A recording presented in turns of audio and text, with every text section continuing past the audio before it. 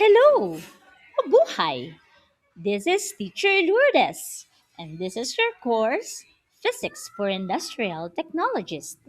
Our lesson 1 is Introduction to Physics and Industrial Technology. Our lesson objectives are: first, define physics; second, explain the relationship between physics and industrial technology; third, identify the branches of physics used in industrial technology. Fourth, recognize the real life applications of physics in various BSIT or BINTech specializations. And lastly, appreciate the importance of physics in becoming a competent industrial technologist. Physics is all around us. Look around your house, workshop, classroom, or community. Identify 5 objects that you think involve physics. For example, electric fan, motorcycle, rice cooker, electric drill, and refrigerator. Now ask yourself, why does these things move? Where does the energy come from? What forces are acting on it? What makes it work? You can comment down below if you think you can answer these questions. So, what would happen if the principles of physics did not exist? Now, let's have the lesson proper. What is physics? Physics is the branch of science that studies matter, energy, motion, force, and the interactions between these things. It seeks to explain the natural phenomena using observation, experimentation, and mathematical principles. Simply stated, physics explains why things happen and how things work. So kung naaalala nyo, nung kayo ay high school and elementary, meron kayong science subject. And sa high school is physics is discussed in a grading period. For example, fourth grading period. So many students, they think that physics is difficult. Uh, Maybe it is difficult because it involves mathematical computations, but if you understand the concepts behind the physics principles, you will learn to appreciate and understand that physics is embedded in our daily life and embedded in everything that exists and work in the environment. Because physics is the explanation. So, physics is a study about how things work. Ano po? And di ba ang science is meron siya mga branches. So, one of the branches you discuss in your high school and elementary is biology. So, bio means life. Uh, Ito ay isang branch. So, biology is a study about living things. Tapos, meron din kayong chemistry, pinapag-aralan nyo yung mga substances and the reaction between these substances or chemicals. And another is the environmental science. Is in environmental science, pinag-aaralan din. And sa environmental science, meron ding physics because sa environmental science, ini-explain kung paano natin maintindihan ang ating environment, and kasama na rin dito yung pangangalaga sa ating environment and the things that we can do to at least lessen the effects of global warming and climate change. At sa environmental science ay marami rin pong physics. Okay, so uh, ang physics ay it's an amazing subject, and it's a subject that fascinates me as a teacher and as a physics major because if you know the conceptual explanation about why and how things work, you can solve real life problems. And 'pag naintindihan mo na, naa-apply pala yung physics sa totoong buhay. Kasi yung ibang mga estudyante parang nahihirapan sila sa physics because nagfo-focus sila sa mathematical side ng physics. Pero may mga existing na formula na binigay na ng mga scientist na nag-study noon para yung ating understanding ng physics ay magkaroon ng concrete or exact na mathematical explanation. Because when you understand that physics is related with mathematics, and it's an exact science, meaning meron talaga siyang exact amount or concrete amount wherein, for example, sa force, o so meron kang ini-apply na force, and yung force na in-apply mo yon meron yung specific na amount so that a thing may move. So, yung topic na yon is under sa force and motion. Okay, so I hope as we go on to our with our lessons throughout the semester, you will learn to appreciate physics as you understand the conceptual uh, ideas, the conceptual explanation, and your conceptual understanding mattered, so that you can apply your knowledge in real life situations. Okay, so going on, what is industrial technology? So this is your course, my dear students. Industrial technology is the application of scientific knowledge and engineering principles, technical skills, and modern technologies in designing, manufacturing, installing, operating, repairing, and maintaining industrial systems and equipment. Industrial technologies transform scientific principles into practical solutions. Okay. So, kayo as students ng College of Trades and Technology, so meron tayong mga meron tayong computer technology, automotive technology, electrical technology, and electronics technology sa ating campus. So, it's important that you understand that physics is embedded in all these courses, and the more you understand the scientific principles behind the processes as a industrial technologist, the more you will be efficient and effective as a industrial technologist. Okay. So, why do BSIT or Biotech students study physics? So, imagine niyo kung kayo ay maging industrial technologist tapos hindi nyo naiintindihan yung physics concepts behind why these things work. So, maintindihan nyo ba kung why motors rotate? O bakit ang electrical wires or ang mga computer ay umiinit? Bakit nagba-vibrate ang mga machine? And bakit nag expand ang steel or other metals kapag nainitan? And bakit ang mga refrigeration systems ay nagiging malamig sa loob? Or yung system nila sa loob ay nagiging malamig, and bakit may lumalabas na tubig sa labas ng ng refrigerator ninyo?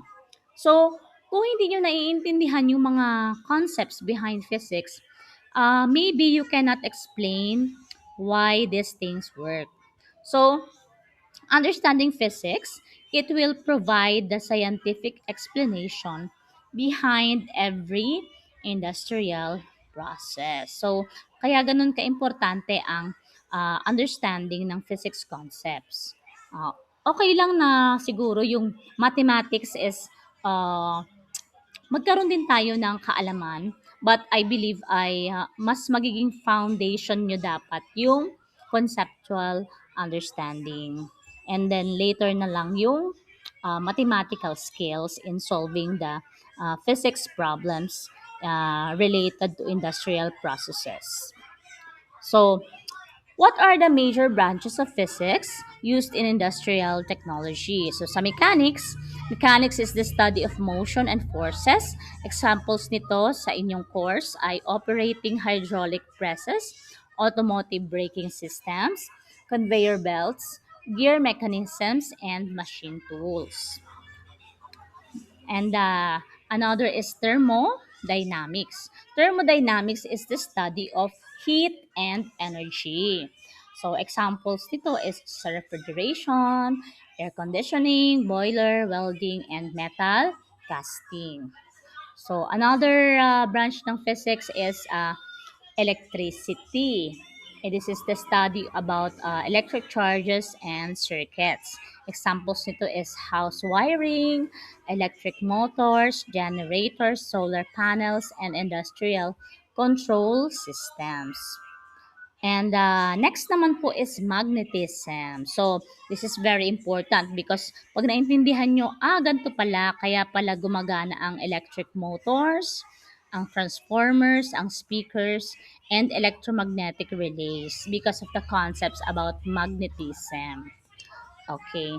And next is optics. Optics is the study of light.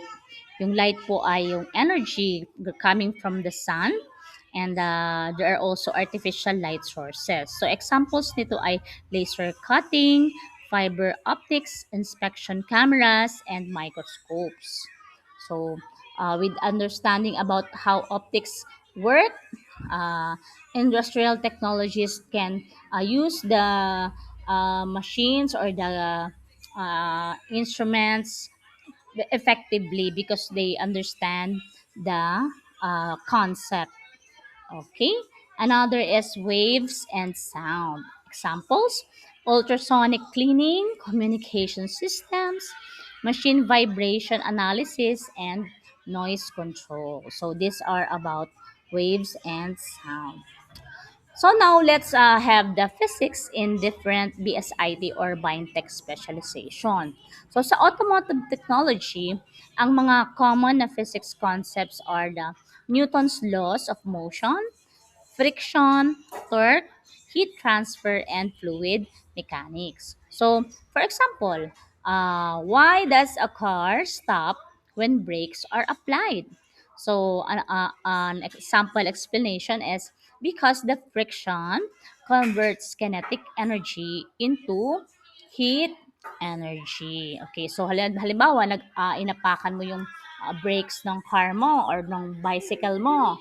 So, pag-apak mo sa bike mo, nasa preno, yung friction doon ay magko-convert siya sa kinetic energy. So, dahan-dahan na pong ah, magbabagal yung inyong vehicle, and then yung heat energy is the result of the friction between the subatomic particles or the atoms nung inyong brake and nung wheels sa road. Okay, yung sa machine din, meron ding friction sa loob ng motor ng inyong vehicle.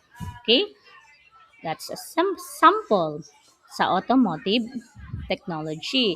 Doon naman tayo sa example ng electrical technology. The common concepts in physics are Ohm's law, electric current, resistance, power, and electromagnetism. For example, bakit ang circuit breaker ay nagtitrip? So, bakit halimbawa, bigla na lang na brown out kasi pala merong excessive current and nag-produce siya ng too much heat. Yung circuit breaker is it's actually a safety device. So, halimbawa, nagkaroon ng overheating sa inyong circuit. So, yung metal doon is pag nagkaroon ng excessive heat, natutunaw siya. So, natutunaw na yon, tapos yung circuit breaker ay uh, tutunaw or nare-remove yung connection in other types of circuit breaker, and then mawawala na yung kuryente sa circuit, which is a uh, safety device. So imbis na magkaroon ng sunog, so yung circuit breaker na yung nag-trip para maputol yung pagdaloy ng kuryente. So that's one example. In electronics technology, ang sample physics concepts are semiconductors, like yung silicon, di ba? Meron tayong ngayong issue ng paxilica, and about sa ating sa Pilipinas na sana wag naman sanang matuloy yung paxilica. Ano kasi maraming maaapektuhan sa ating environment, and maraming tao ang uh, maapektuhan din lalo na yung mga may-ari ng lupa. So, this is related ano po kasi because semiconductors yan ay kasama diyan ang silicon which is a semi-metal and other metals are used in electronics and electrical technology and also computer technology and automotive technology. So, uh, also, the other concepts are physics concepts, voltage, current, and electromagnetic waves. So, example, why can your smartphone receive Wi-Fi signals? Okay, so lahat tayo mayroong cellphone, but alam nyo ba kung paano nakaka-receive ng Wi-Fi yan? So, you can understand that in physics because radio waves travel through space. So, hindi natin nakikita yung mga radio waves, but nandyan sila sa ating atmosphere and yung ating cellphone ay designed siya para makareceive and makapag-send ng Wi-Fi signal through the radio waves sa space or sa ating atmosphere. Okay, so now let's discuss the physics in different BSIT or Biotech specialization. So sa key concepts in physics, in computer technology, electricity and circuits, computers operate through electrical currents and voltage. Integrated circuits contain millions or billions of tiny electronic components. Example, power supply converts electrical energy into the voltages required by computer components. Second is electromagnetism. So, electromagnetic principles are essential to motors, data storage, wireless communication, and electronic components.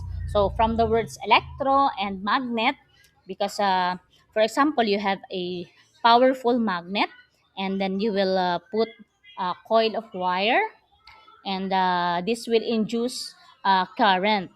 So, electromagnetism po yun. Example nito is hard disk drives use magnetic fields to store and retrieve information. And then third, semiconductor physics. The transistors are semiconductors or devices that control electrical signals. Example, the CPU or the central processing units and GPUs contain billions of transistors that process digital information. So, next is heat and thermodynamics. So, electronic components generate heat while operating. Siyempre, may friction yan kahit yan ay mga subatomic particles dahil dumadaloy ang mga electrons. Yan ay nagkakaroon din ng friction which causes the heat while operating. And cooling systems transfer heat away from processors and other components.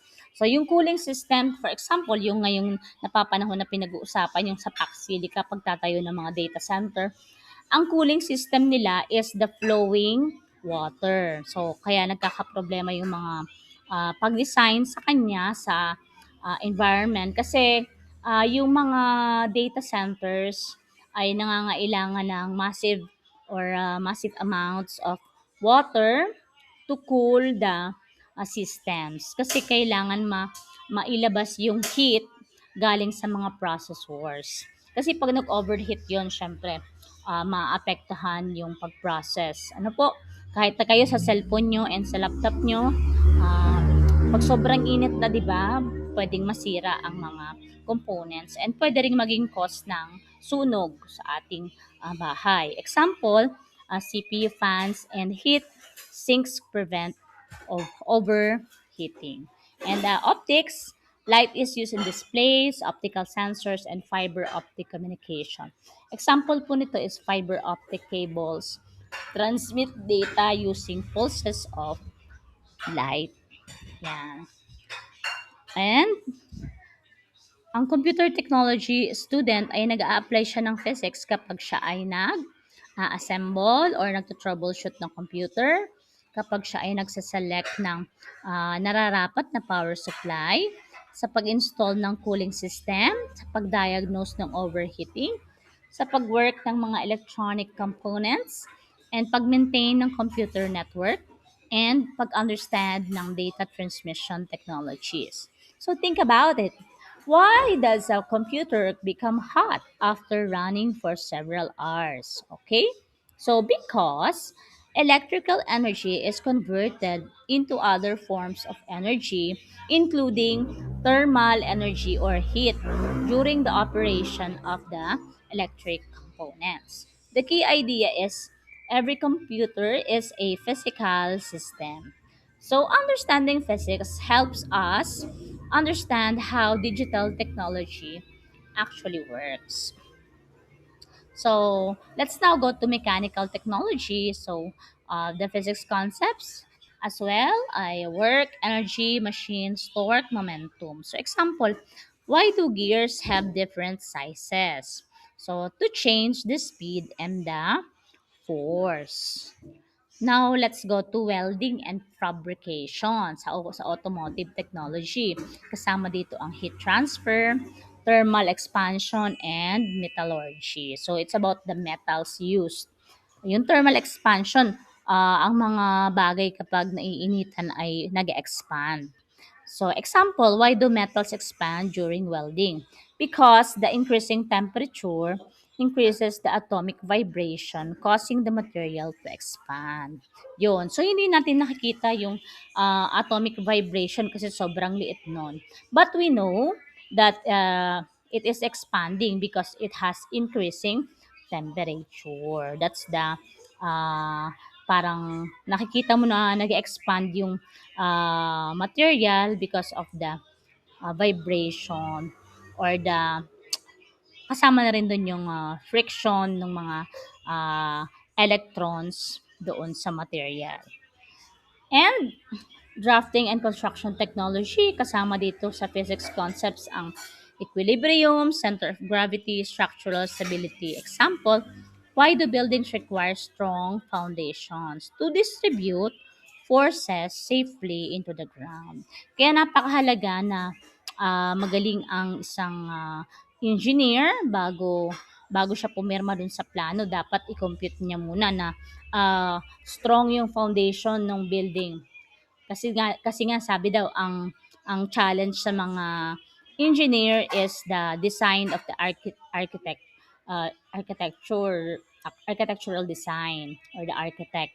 Sabi nga challenge sa kanila 'yun kasi yung ibang design ng architect is parang ang hirap ng design niya. So kailangan siguraduhin ng ah, isang engineer na strong yung foundation so that the forces will be safely distributed into the ground para hindi matumba yung building na tinatayo. And what is the industrial technology as seen in our everyday life? So, ang physics is present in everyday kapag tayo ay nag-charge ng ating cellphone or ng laptop or ng tablet, kapag sumakay tayo sa mga motorcycle, pag nagluto ng food kasi may heat transfer dyan. Kapag gumamit tayo ng electric fan, may electricity dyan, meron dyan electromagnet.